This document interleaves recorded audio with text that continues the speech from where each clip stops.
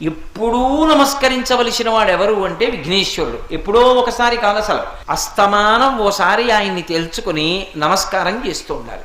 అందుకే గణపతి అయ్యారు. గ అంటే కదలిక. మన కదలికలన్నీ క్షేమంగా ఉండేటట్టు చూడగలిగినటువంటి వాడు ఎవరు అంటే ఆయన. అటువంటి గణపతిని, విఘ్నేశ్వర ముఖం ఉన్నవాణ్ణి తప్పకుండా నమస్కారం చెయ్యాలి.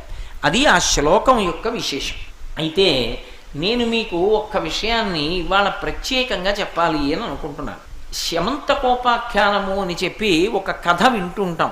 మనకి లోకంలో ఏదైనా ఒక వ్రతం చేశామనుకోండి, ఏ వ్రతమైన ఋషి ప్రోక్తం. ఆ వ్రతం ఎలా చెయ్యాలో ఋషి చెప్తాడు. వ్రతానికి కల్పం అంటారు. అందులో ఏ కథ చదువుకోవాలో కూడా ఋషి చెప్తాడు. ఆ కథని చదువుకుంటుంటాం. ఏదో శ్రావణ శుక్రవారం వచ్చిందనుకోండి, వరలక్ష్మీ వ్రతం కథ, చారుమతి కథ అని చదువుకుంటాం. అన్నవరం సత్యనారాయణ స్వామి వారి వ్రతం చేశామనుకోండి, 5 కథలు ఉంటాయి. ఆ 5 కథలు చదువుకుంటూ ఉంటాం.